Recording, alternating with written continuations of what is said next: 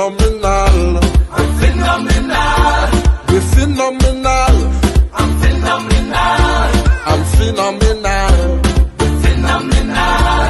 We're phenomenal. Hey y'all, it's your Keto Queen here to let you know how I started with keto. I'm going to let you know everything you need to know for a low-carb keto diet. And I'm going to start off by letting you know how I started with keto and what drove me there. Okay? Okay, so when I decided I needed to lose weight, I was at 323.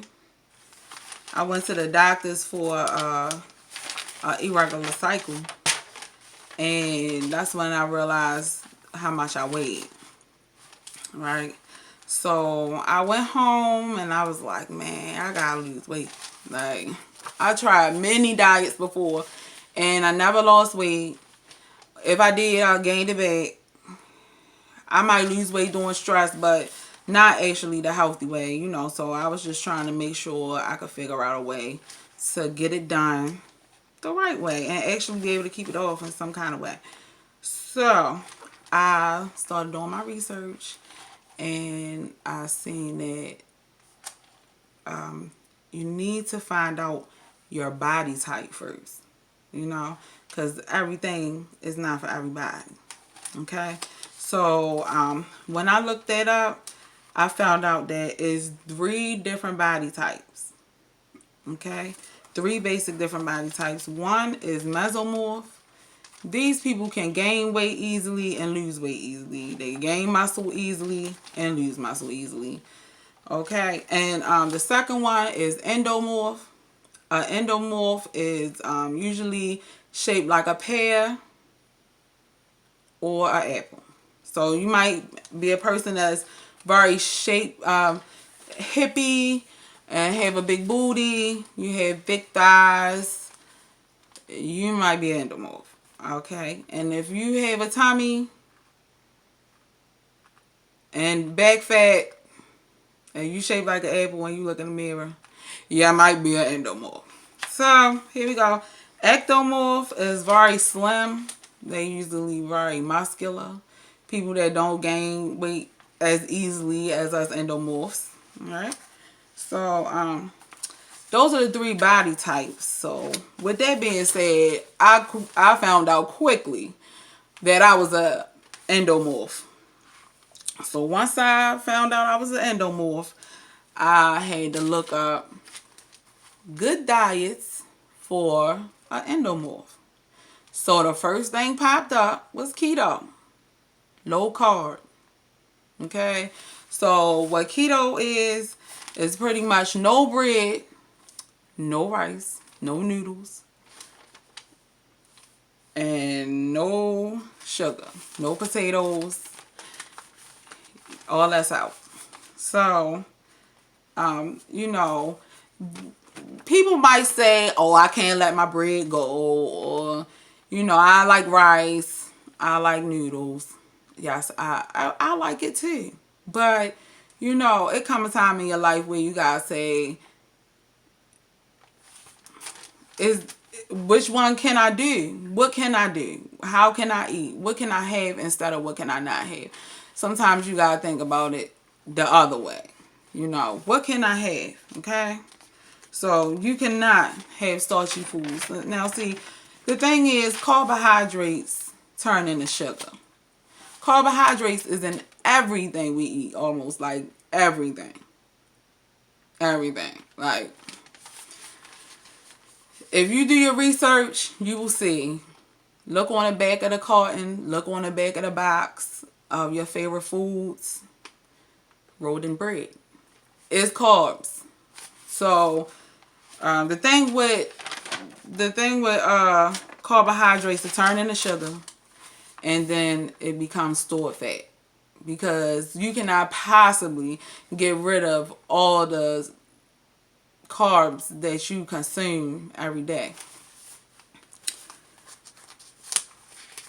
Okay, so basically what I started doing was eliminating the carbohydrates and replacing it with veggies. It might sound like a bummer, but your body will thank you for it later. So I started doing my my research about also intermittent fasting, which goes really good with keto. So intermittent fasting is only eating in a certain window of time of the day.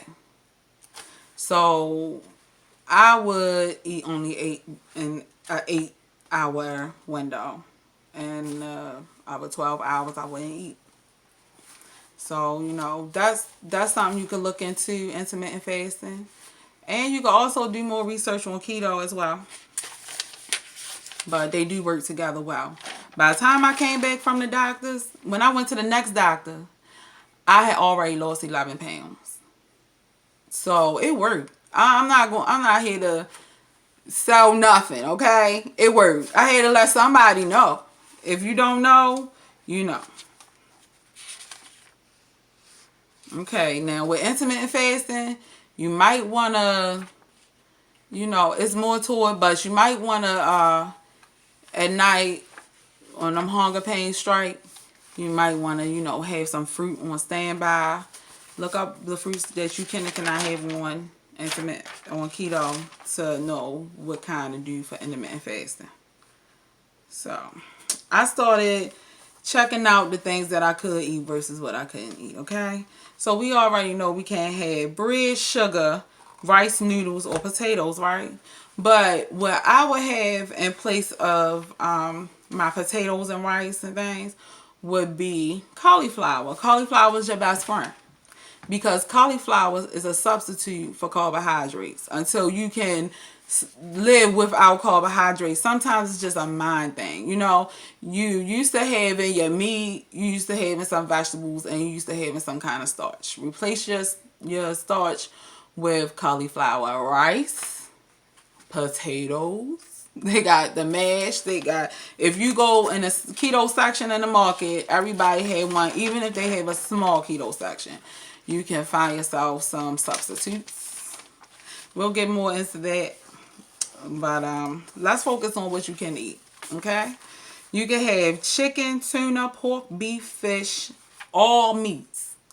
You can have meat as long as it's not rolled in bread, as long as it's not battered up. You can have any meat, okay? You can have cheese, butter. You can have almond flour. If you must have flour, you can have almond flour. You can have eggs, mayo, lettuce, all veggies is fine. Strawberries, blueberries, raspberries. They tend to say no bananas because bananas is high in sugar. Now, strawberries, blueberries, raspberries are not as high in sugar. Cream and coffee, no sugar, please. Okay, you just gonna have to work with that. I know some people say no, I can't have my coffee without no sugar. Well, baby, listen, I do it every day and I love it. Okay, you can do it. You gotta want to train your mind to do it. That's all. And whipped cream is my friend. Whipped cream only have like 0 to 1 carbohydrate. That depends on what you have. And they have so many different kinds now. They have almond milk whipped cream and they have all kinds. So you go to the market and check out the whipped cream, baby. If you like it, you got it. Okay? So they say no ketchup. You know, everybody like ketchup on their fries, but you know, no tomatoes because it can be high in sugar. But you know, when it comes down to the vegetables, I feel like, listen, and the fruit, this is just my sentiments. I already let go rice, potatoes, noodles, and bread and sugar. Okay, let me put some ketchup on my daggone cauliflower or my hamburger that don't have bread on it. Like, you know, give it a little, okay? They do have keto bread.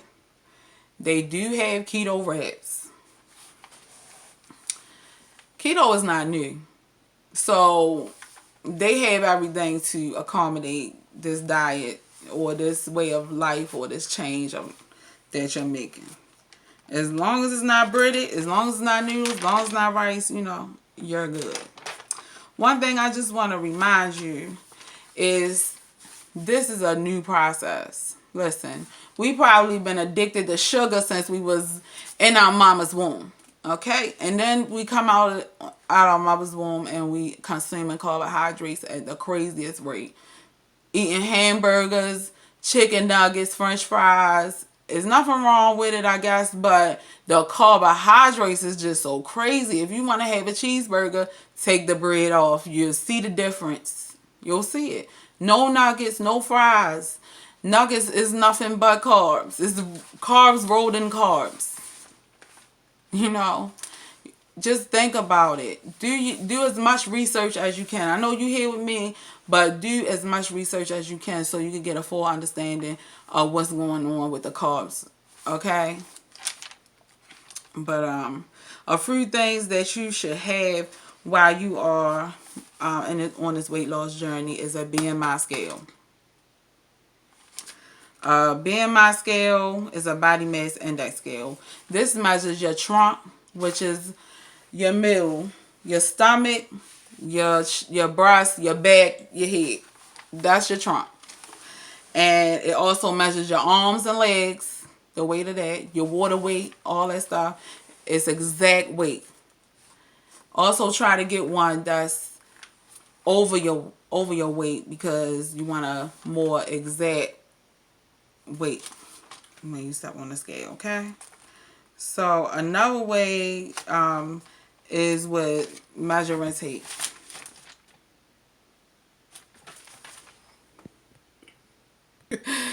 One thing I want to remind you to do is be kind to yourself. If you make a mistake, you can get back on the bandwagon, okay? Give yourself a day for cheat.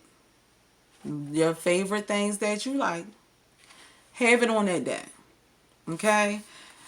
So that you can get back on the wagon. See, the thing is, when you first getting started, I'll say try to as much discipline as you can.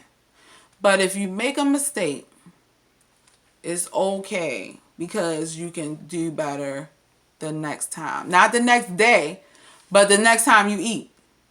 You know, you can change the next time you eat. Oh, I ate that bread last time, but you know what? I'm going to take the bread off next time. For dinner, I'm not having no bread. I'm not having no potatoes. I'm going to do right. I'm going to add extra vegetables. So, you know, this is a process, okay? Step by step, day by day, you will see the outcome. Stick to your goals. Stay focused. It's definitely worth it, okay? And that's it for today. This your Keto Queen signing off. I wish you the best of luck with starting your keto journey. Have a good one. I'm phenomenal. I'm phenomenal. We're phenomenal. I'm phenomenal. I'm phenomenal. We're phenomenal. We're phenomenal.